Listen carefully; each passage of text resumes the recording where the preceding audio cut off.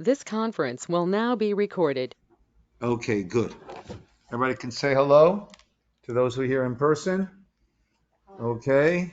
And like I said, you're missing out on a good lunch. Okay. So today's topic is something that doesn't really apply in this world today, where there's an incredible amount of civility, of understanding. It's not the least bit polarized in any way, but everyone is just willing and eager to hear other opinions. No one would even dream of going into an echo chamber and just surrounding themselves with only those who agree with them and only get your news and your opinions from such a source. We are so open and willing to hear other views. Nevertheless, I thought it might be a good idea to discuss this topic, certainly coming on the heels of Parshat Korach and the great machloket, the great dispute that came about at that time. Okay, so today's topic is titled machloket, which means disputes and how to argue. So it's fascinating. We have many different brachot that we make. Some are birchot hanehenin, a blessing that we make when we're about to get benefit from something, right? Before eating, for example. Some are birchot hoda'ah, giving thanks to God for the incredible things that go on in this world.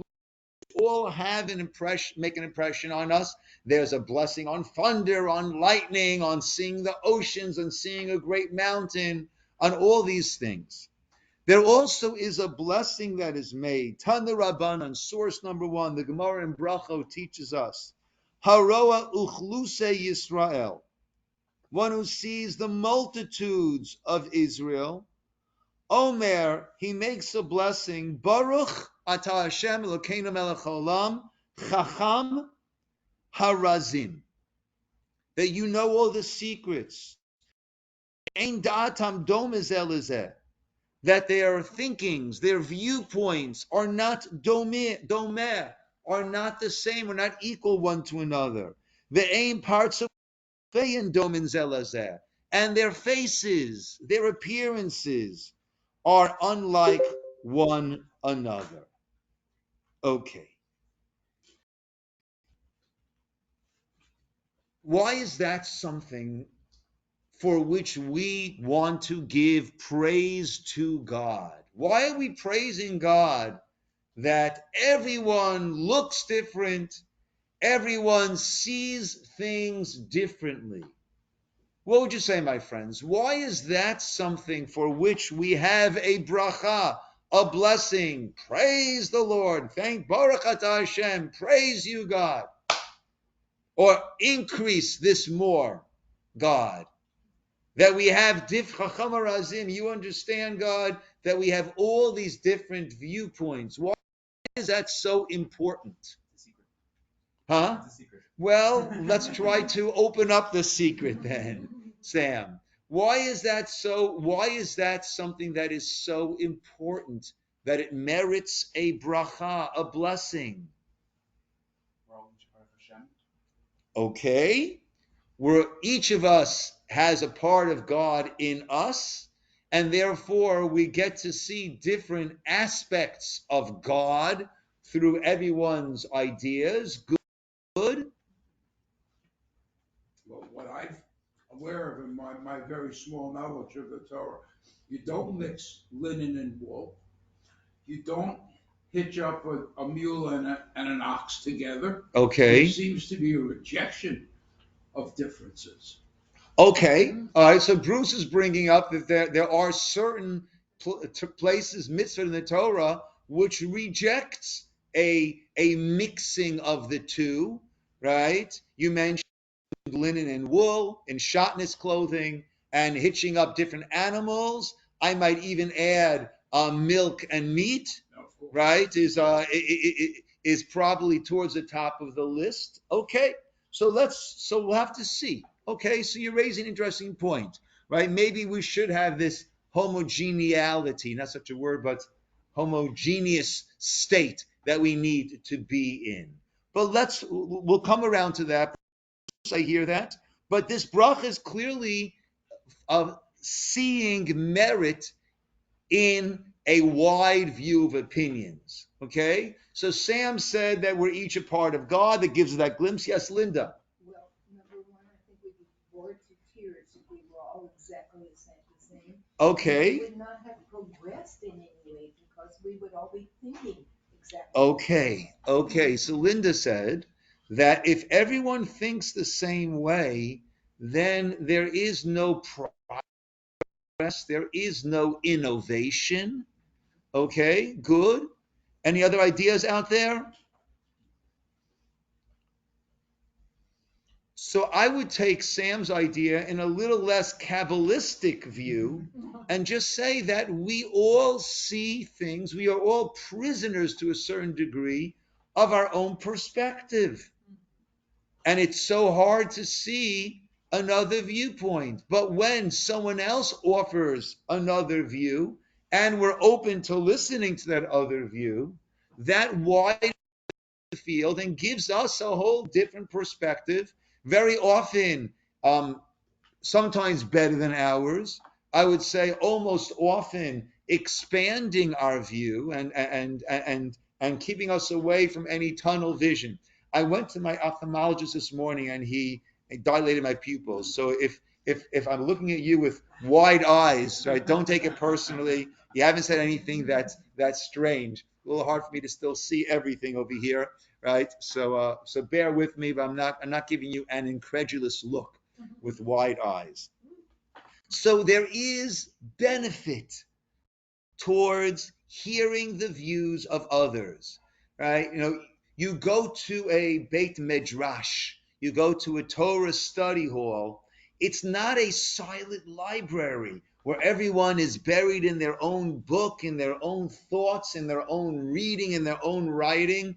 Everyone is engaging one another in a very animated way. You actually hear a roar when you pass the outside of a large Beit Midrash. You hear the roar, this cacophony of these different voices that everyone is, and through that one can hear differently, understand differently, and it certainly enriches one's own understandings and one's own viewpoints. I might even disagree at the end, but I'll have a clear understanding of why I disagree, of why I can only fully understand and back up my opinion when I hear valid arguments being made by others. Rabbi Yochanan famously, when his chavruta, Reish Lakish, died, he was crying, where's Reish Lakish? Where's Reish Lakish? And they got him another chavrusa. And Rabbi Yochanan was lamenting. He couldn't deal with his new chavrusa. Why was that? He said, whenever I would say something, Reish Lakish would bring up 24 challenges to what I have to say, to what I said. And through that, we were able to work our way through and gain a better understanding. And this chavrusa, what does he do? This study partner, what does he do? He brings me 24 supports to what I have to say. I don't want a yes man. I want someone who's going to challenge me, and by doing that, I crystallize my understanding. Okay. Of course, as we mentioned this past Shabbat, Parshat Korach, source number 2, the great, the machloket that is most often spoken about. The Mishnah in Avot, chapter 5, Mishnah 17, says, Kol machloket shehi l'shem shamayim, a machloket that is for the sake of heaven, sofa lihitkayim. In the end, that will be, is destined to endure, the English says. V'she'ena l'shem shamayim, but if it's not for the sake of heaven, ein sofa l'hitkayim. It is not destined to endure. I apologize, the English doesn't have the continuation. Ezohi machloket l'shem shi l'shem shamayim. What is a machloket l'shem shamayim, the Mishnah says? Zo machloket Hillel v'Shamai. That is the likes of an argument between Hillel and Shammai. That is l'shem shamayim. That is sofa l'hitkayim. In the end, it will endure or will be established. We'll soon see. V'she'ena l'shem shamayim, and a dispute that is not for the sake of heaven. Machaloket korach v'chol adato. That is the machloket of Korach and his whole congregation and his whole clan. So what is this? What is meant by it is sofa lehitkayim? That in the end it will endure. Okay? What do you have to say, my friends? What would you say is the meaning of the machloket will endure? It seems that it's good for a machloket to endure. We would say we want to resolve our differences. Yet it seems to be lauding the advantages of it continuing. What would you say? How we understand the sofa lehitkayim? In the end, lehitkayim, it'll be established, it will endure.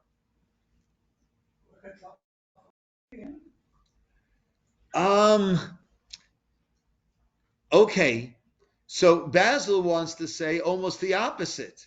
If it's l'shem shamayim, it won't remain, it won't endure, it will be resolved.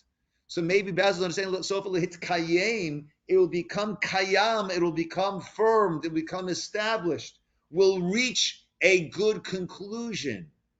Whereas if it's not l'shem shamayim, right, we'll never, right? We're not going to talk to one another. We're going to talk over one another, as opposed to talking with one another. Okay. Yes, Esther. Well, maybe the point isn't necessarily to always come to an agreement, but to include the more than one side, because I think God is yes and yes, and there's a multiplicity in him that we can't quite comprehend. Okay, nice. Multidimensionality. Nice. So Esther is saying that there's this multiplicity in God, and therefore in an argument you have these different aspects. Sofa litkayim, both sides will stand, will remain, as opposed to when it's not l'shem shamayim, I'm not left with both sides. What am I left with? My opinion, because when you were talking, I was completely focused on my answer, not understanding you, not trying to understand you, but trying to show why you're ridiculous. Well, what you're saying makes no sense whatsoever. Nice approaches. Let's take a look at source number 3, the Nura. His explanation on Pirkei Avot. He says, we'll go to the English, every argument, and I heard the explanation of its end is its purpose. Well, before we get to that, one way is the arguers will remain standing, as opposed to who? Korach and his group, right? They weren't left standing. They don't remain. Whereas today, you learn the Talmud, you learn the Mishnah. As of today, we learn about Hillel's opinion, Shammai's opinion. Both of them are remaining. Korach swallowed up, he's gone. But the Bartanura offers an additional exceptional explanation. Let's go take a number 3 in the English. And I heard the explanation of Sofo, its end means its purpose that is sought from its subject. Will the purpose be accomplished? Will the goal be reached? So far, its purpose, lihitkayem, will stand. Its will be realized. Meaning, the argument which is for the sake of heaven, what is the purpose of that argument? When it's for the sake of heaven, the purpose is to arrive at the truth. And that's litkayem, that endures. As it says, from a dispute, the truth will emerge. This is like the argument between Hillel and Shammai. The law was like the school of Hillel, yet we still maintain and learn and teach the opinion of Shammai. But we want to reach that clarity. What is the truth? And we'll soon see the truth is not black and white. The halacha must be black and white, but the truth is not necessarily black and white.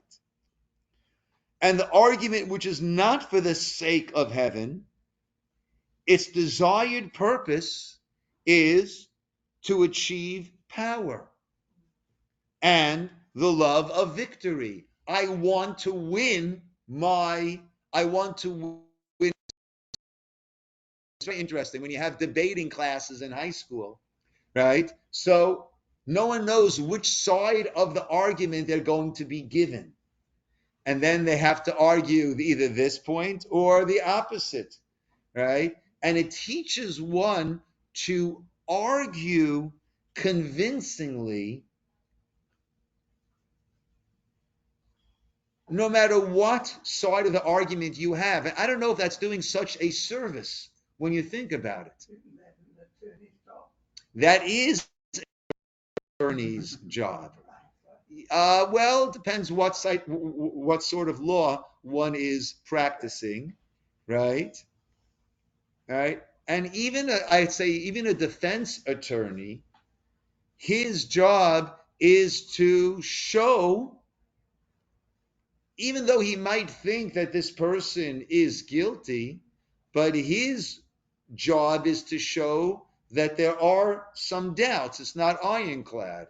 And perhaps that there are enough doubts that it's beyond a reason. Well, yeah.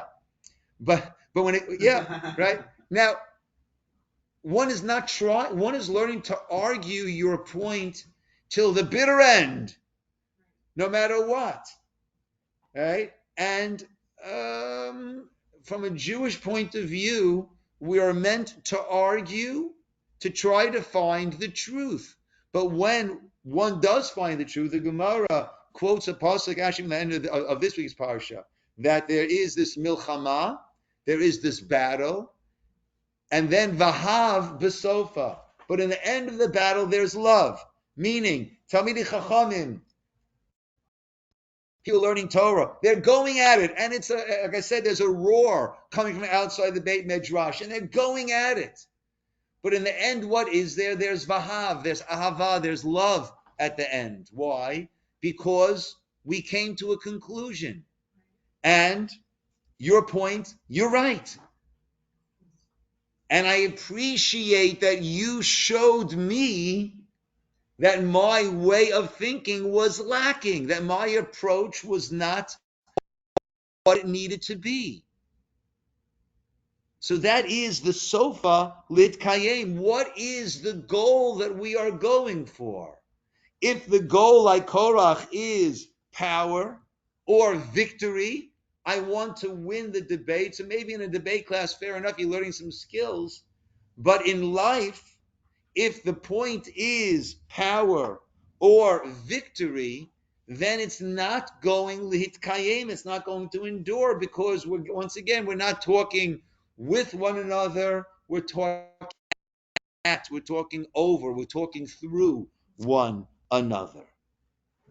Yes, Esther. Isn't the point also just to learn how to dispassionately speak about the points. Okay. You take yourself out of it. Okay, I like that. Thank you.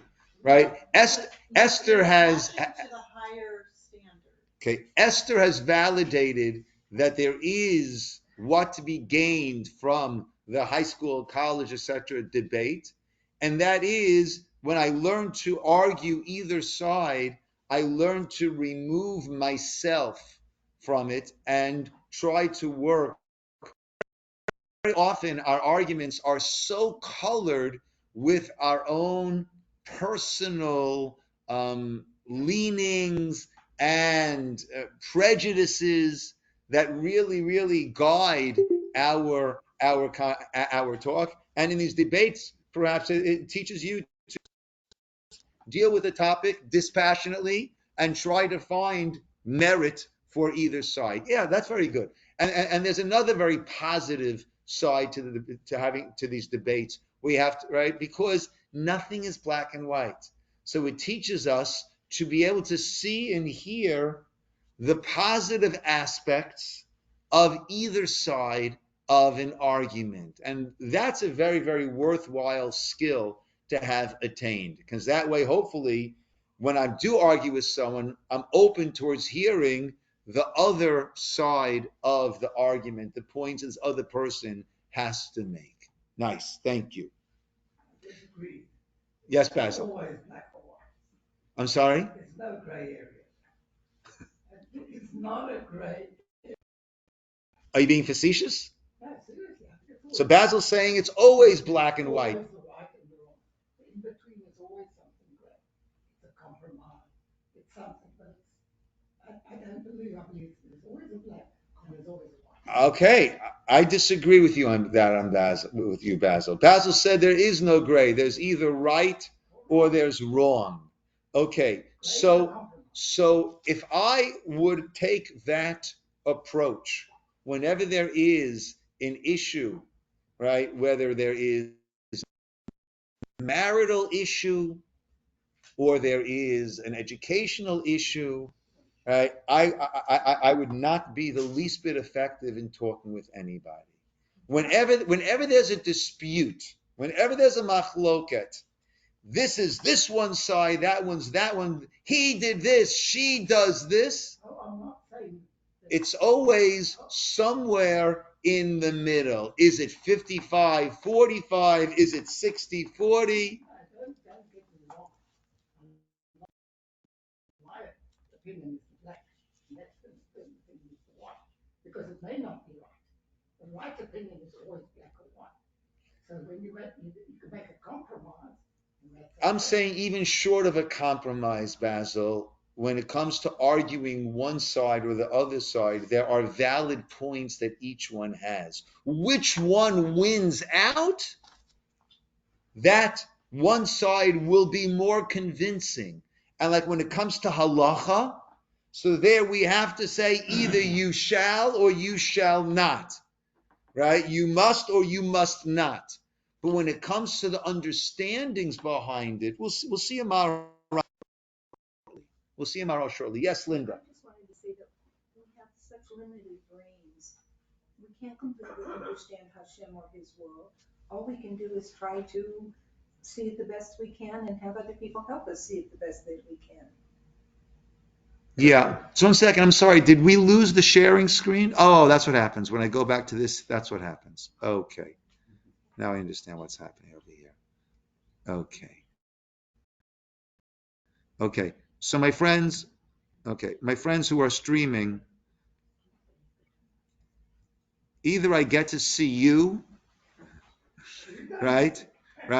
And then when I'm seeing you, I don't see this, you don't see the screen, or you see the screen and I don't see you.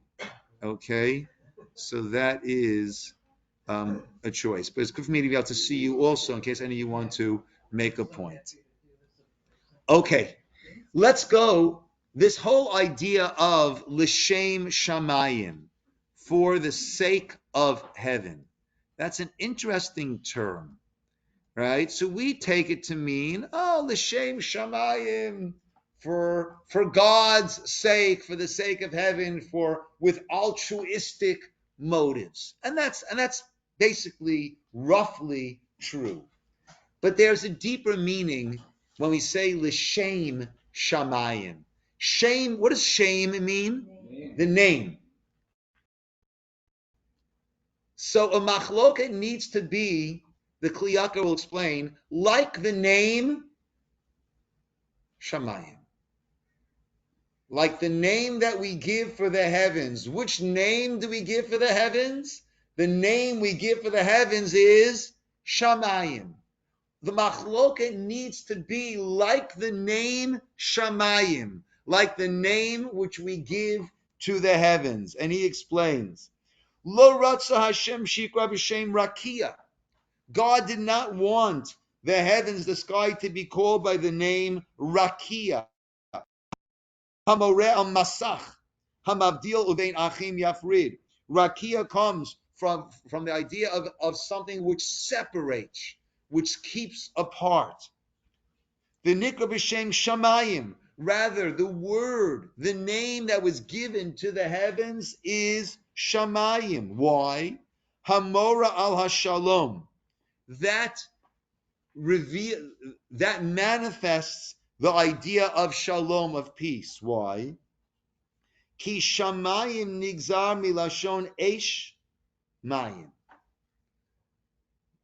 Shamayim comes from the two words of esh, mayim, water. Okay? Those are these two elements that came together for these heavens as we know it. Fire, esh, and mayim. Sha'asu shalom beinehem. That peace was made between them. V'nasu mehem shamayim. And the heavens were formed. As Chazal say, and that's what the sages say. So it needs to be, a machloket needs to be with the name of shamayim, meaning, what is my goal? We saw the Bartanura. The goal in the machloket, in our argument, is truth. There's another aspect. What is the goal of our argument, of our dispute? Peace. Peace, coexistence, Esther said.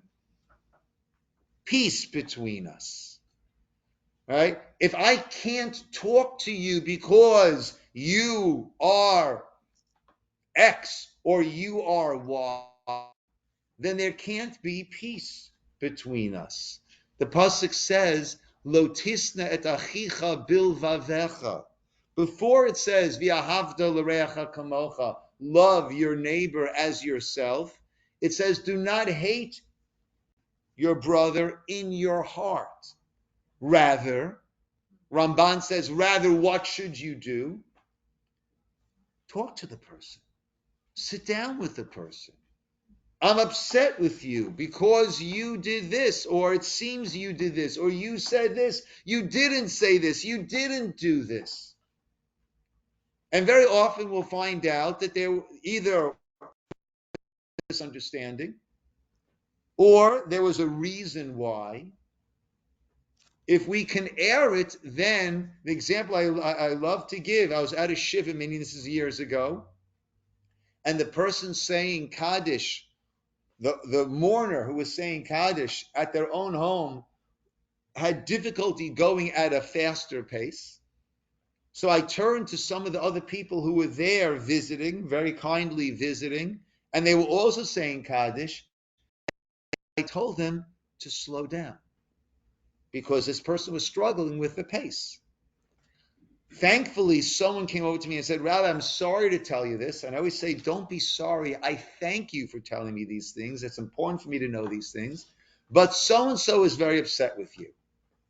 I said, okay, thanks for letting me know that. Pray tell, why is he very upset with me?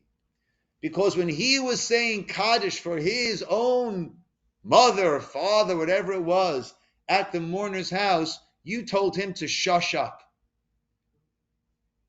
I told him to sit down. He looked at my motion and understood it as shush up. Thank you. I wish that person would have told me they were upset with me, then I could have clarified. Thankfully, someone else did. So I spoke to this person and I clarified. I wasn't telling you to shush up. I was telling you to slow down. Oh, yeah, I saw he was struggling. Yeah, oh, that makes sense. Sometimes there was a misunderstanding. Other times it's not a misunderstanding. But maybe I wasn't, but maybe someone to do it a little bit quieter so as to not drown out another person. Also reasonable. I could explain why, if I was saying this to quiet down, there's a reason for it. So, Shamayim, keep in mind, it's got to be for the sake of the heavens, of Eishen Mayim, of making peace between one another. That needs to be the motive. The Gemara, sorry? Yeah. As we turn the page, the Gemara in Irvine tells us, Rabbi Abba, Amar Shmuel, Rabbi Abba said in the name of Shmuel, Shalosh Shanim, for 3 years, Nechleku Beit Shammai, Ubeit Hillel, Beit Shammai, Beit Hillel argued, Halalu Omer Halacha Kamotenu, Halalu Omer Halacha Kamotenu. They were saying the halacha is in accordance with our view. And as could well be anticipated, the other group was saying, no, the halacha is in accordance with our view. Yatsa Batko, a heavenly mount. V'amr said, Elu ve'elu divrei Elokim chayim. These and those are the words of the living God. The Gemara says, oh, so they both have aspects of truth. If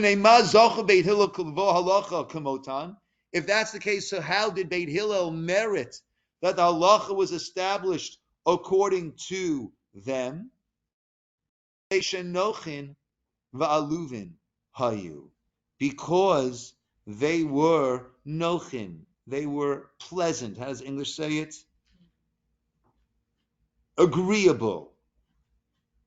Ve'aluvin, and forbearing, meaning they were humble. They would not get all insulted. The shonin divrayim v'divrei Beit Shammai, and they would always quote their opinion and the opinion of Beit Shammai. El shemakdim in divrei Beit Shammai l'divreihen, but they would first opinion of Beit Shammai before their own opinion. As I mentioned this past Shabbos, I spoke Shabbos morning. If I'm saying their opinion first, it's not just that I'm saying theirs first. Before I speak, I'm understanding what they have to say. I'm giving credibility to what they have to say. So how do we understand this idea of Elu ve'elu, Divrei Elokim Chayim? Both are the words of the living God. Again, we'll see a Maharal on this shortly. But there's a beautiful explanation that Rav Dessler gives. If I were to ask all of you to describe this, what would you say? Black, the word rectangular, about, let's say, 14 inches by 6 inches, with the word Lenovo written on it, and 2, right? I'm looking at the same exact thing. I say, you guys are crazy. There are a lot of air vents. There's no large writing. There are 3 stickers. One long sticker that says on it, but then one that says Windows on it, right? That's what I see, right? Now, if I ask the table over here to describe it, right, you're going to say, what do you mean 16 by 14 by 6? Actually, it's about 6 inches by 3/4 of an inch, with a slit down the middle and an illuminated button towards the middle with some different ports to put things in. And you'll say, no. You might have the dimensions right. There's no illuminated button. And there's 5 ports as opposed to 3 ports. And then over here, you say, no. It's not 6 inches. It's 14 inches by 3/4 of an inch. Right? So all of a sudden, we have these 6 different descriptions of the same object. And the only way that we actually get a correct understanding of the object is from all of those different perspectives.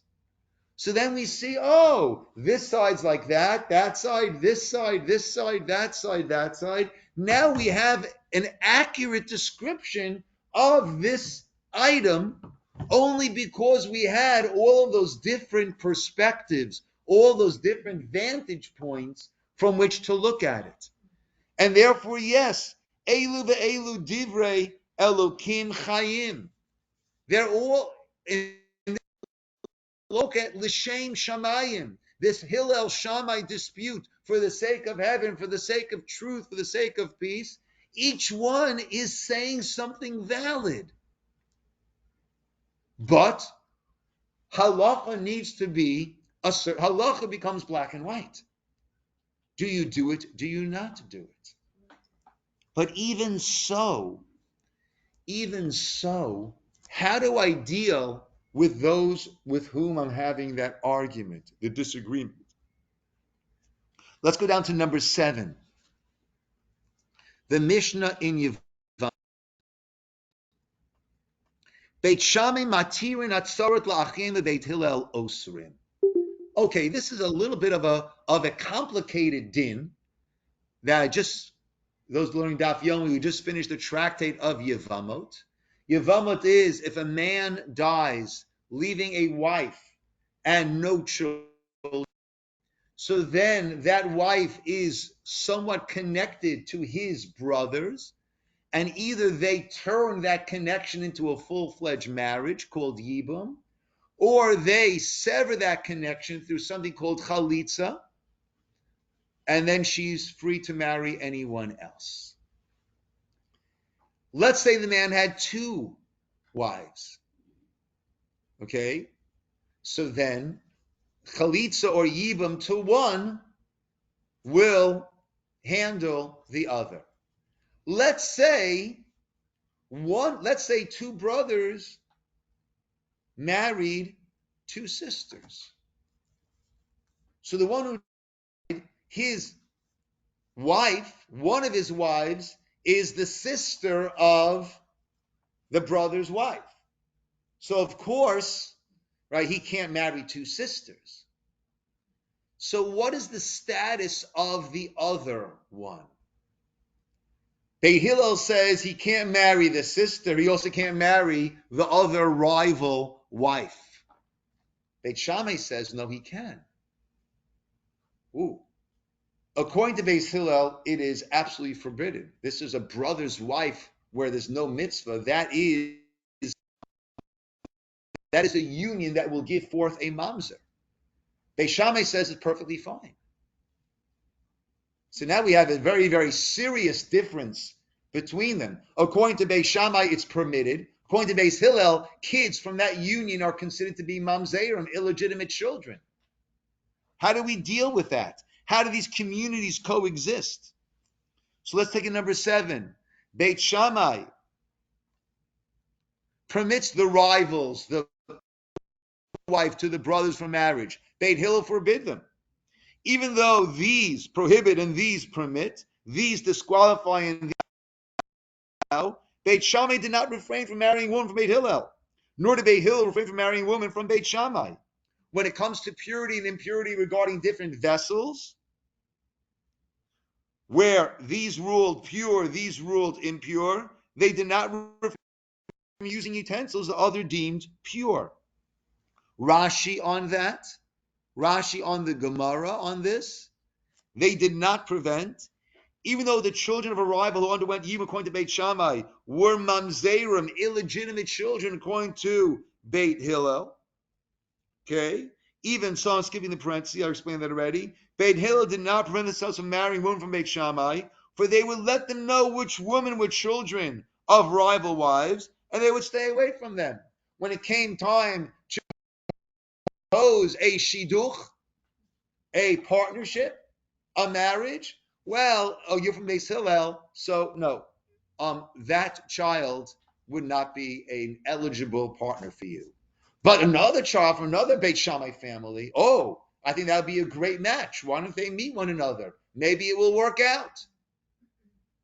So even though we disagree, I don't, if we use a term today, it doesn't mean that I cancel you.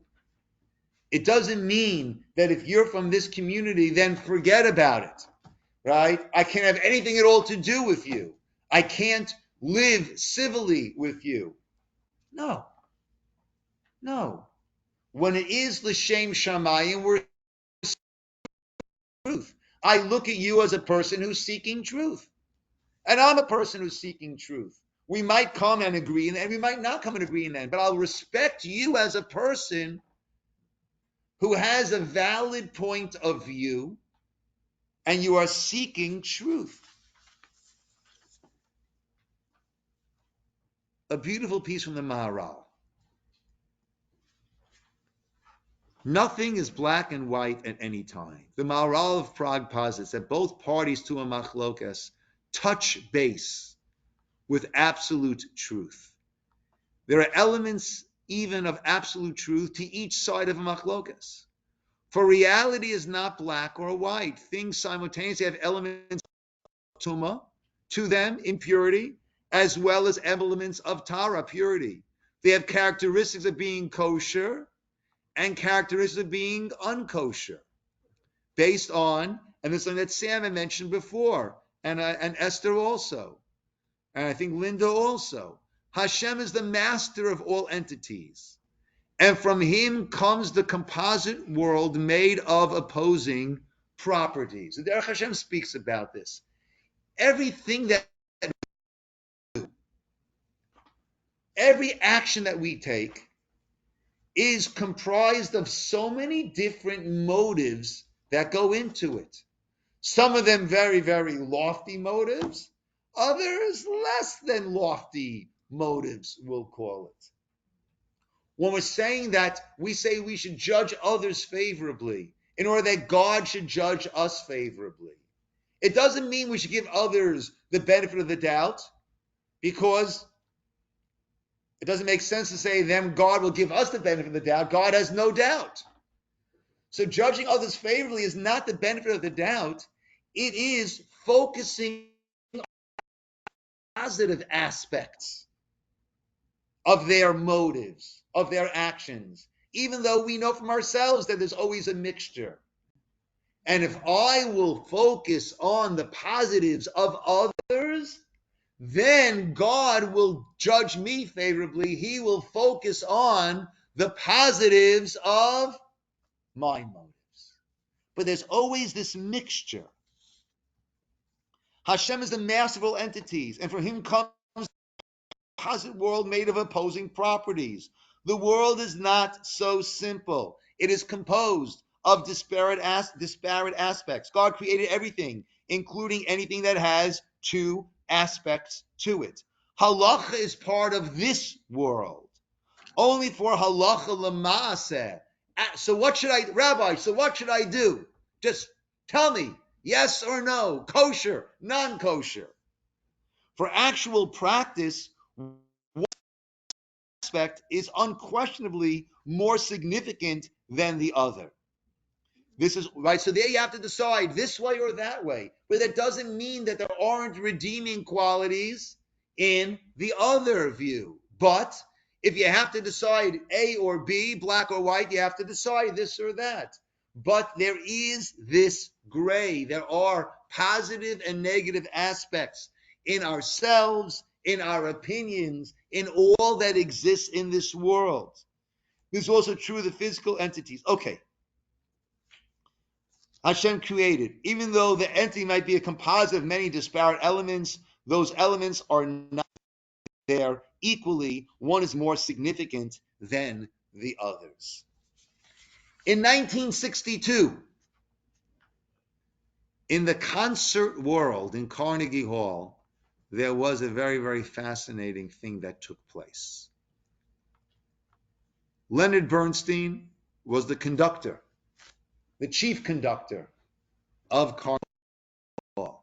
Interesting, when I listen to NPR, they call about the Carnegie Foundation. We always pronounce it Carnegie Hall, not Carnegie.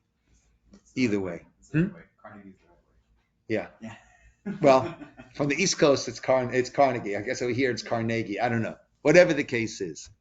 So Leonard Bernstein was the conductor, and he was about to introduce the piano soloist who was going to be playing a certain piece that he had interpreted it. I was going to be playing it in a certain way based on his interpretation. And very uncharacteristically, the conductor spoke first and said, "Don't be frightened. Mr. Gould is here." That was the pianist. "He will appear in a moment. I'm not, as you know, in the habit of speaking on any concert, but a curious situation has arisen which merits, I think, to. You are about to hear a rather, shall we say, unorthodox performance of Brahms' D minor concerto, a performance distinctly different from any I've ever heard, or even dreamt of for that matter, in its remarkably broad tempi and its frequent departures from Brahms' dynamic indications." Okay, I'm not a conductor, so this is all gibberish to me. However, I cannot say I'm in total agreement with Mr. Gould's conception. And this raises an interesting question. What am I doing conducting it? I'm conducting it because Mr. Gould is so valuable as an artist that I must take seriously anything he conceives in good faith, and his conception is interesting enough so that I feel you should hear it too. But the age-old question still remains. In a concerto, who is the boss? The soloist or the conductor? The answer is, of course, sometimes one, sometimes the other, depending on the people involved. But almost always manage to get together by persuasion or charm or even threats to achieve a unified performance. I have only once before in my life had to submit to a soloist's wholly new and incompatible concept, and that was the last time I accompanied Mr. Gould. But for this time, the discrepancy between our views are so great that I feel I must make this disclaimer. Then why, to repeat the question, am I conducting it? Why do I not make a minor scandal, get a substitute soloist, or let an assistant conduct? Because I am fascinated, glad to have the chance for a new look at this much played work. Because what's more, there are moments in Mr. Gould's performance that emerge with astonishing freshness and conviction. Thirdly, because we can all learn something from this extraordinary artist who is a thinking performer. And finally, because there is in music what Dimitri Mitropoulos used to call element, the factor of curiosity, adventure, experiment. And I can assure you that it has been an adventure this week collaborating with Mr. Gould on this Brahms concerto, and it's in this spirit of adventure that we now present it to you. Wow. Right? I disagree. That's not how I'm not saying that. I'm paraphrasing. I'm paraphrasing Leonard Bernstein, I think pronounced. Right? I disagree. This is not how it should be played, but there is validity. There is something to be gained. Bring a different perspective. A different perspective is what gives me the full view. Elu ve'elu divrei Elokim chayim. The last page I've copied. How do we disagree? 10 strategies for constructive conflict from Ask Big Questions and Friends. Okay? Which is some organization. Over the years, we've accumulated a lot of wisdom about mindsets and practices to help people engage in richer conversation. Sometimes when the stakes are high, these conversations can be especially challenging. The short list of mindset and practices is culled from our own material as well as blog posts on our site. Okay. Number 1, hold the conversation in a place where no one feels boxed in and where there's privacy. We saw that by Korach. Moshe summoned, come speak to me. Come, let's sit down. Let's discuss it. Not in front of everyone where you feel you need to take this bombastic approach and stance. Hold the conversation in a place where no one feels boxed in and where there's privacy. 2, confidentiality. You won't share what is said here. Right? That is something that in our world, severely lacking, challenged, yeah. But in such a case, there needs to be this assurance that it will not be taken out of context, right? In our world, everyone needs the sound bite, right? Which very rarely really presents the opinions. 3, give others the benefit of the doubt, that their intentions are good, that they seek understanding. As we said, it must be l'shem shamayim, seeking truth and seeking peace. Listen to understand, not to find the deficiencies in someone's argument, right? Beis Hillel would first quote Beis Shammai. They would first give the other's opinion, try to understand the other opinion, right? To understand, not to find the fault lines. Follow their meaning, understand them. Ask about strong statements that seem to be deeply held or felt, or powerful stories. They call that resetting the table. 6, paraphrase or reflect back. Let me see if I'm understanding you correctly. Very often when there's marriage issues and a couple comes to speak, so it's so important to have them say back, and in an argument, say, so what you're saying is this. First of all, that way you make sure that you are understanding their point, right? And it shows them that you are listening, and that way they will be more open towards listening to what you have to say, right? We're not going at each other. We're talking with one another. Try to replace hard questions with big questions. That's again, am I coming at you, or are we trying to find truth? Take time to prepare your response. If you need a minute, your thoughts, or even to write them down, take it, right? Don't feel you've got to jump on that. Right? Think it through. And as you're formulating your response, maybe you'll understand what they're saying a little bit better, which will help you to formulate a clearer, better response, and perhaps a better understanding of your own opinion.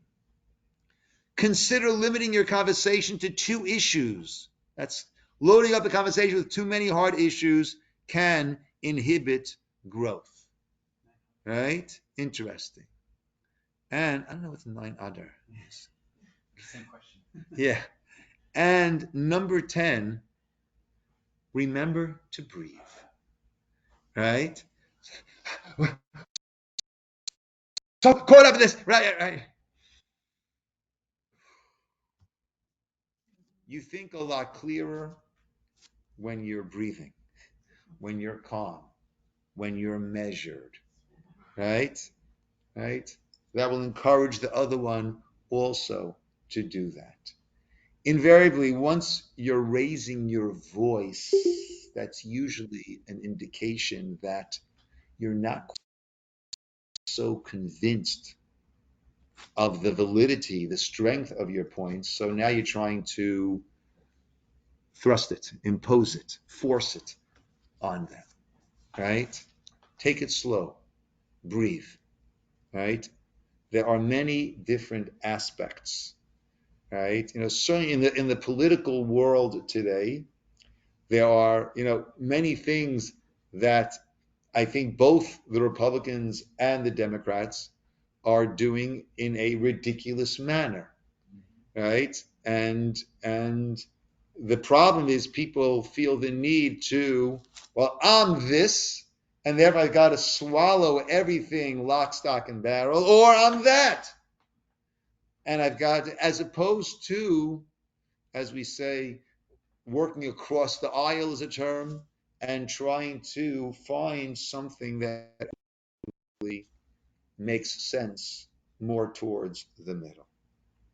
Okay, And like we see, we have templates that come not just from Ask Big Questions, but almost all these points were coming from or are found in the sources that we have in our Torah that is eternal. Okay? If any of you who did not receive the handout would like me, and I didn't yet send it to you, would like me to send you the source sheet, just shoot me an email, rabbic@bethjacobirvine.org, or anyone here wants to have it, as opposed to a hard copy, wants to have it, just send me an email. That's the easiest way, and that way I can just attaching the source sheet. Okay. Any questions, arguments, points that anybody would like to make? My point, thank you. Okay, a point well taken. You're very welcome, Linda. Okay, good. Okay, in that case, those who had bread could get together to bench together for a mezumin. I think we have enough, and I'm going to have some of my lunch also. I got hungry just watching everybody over here, so I'm going to now go and partake. Okay, my friends, good. You're very welcome. And thank you over here also.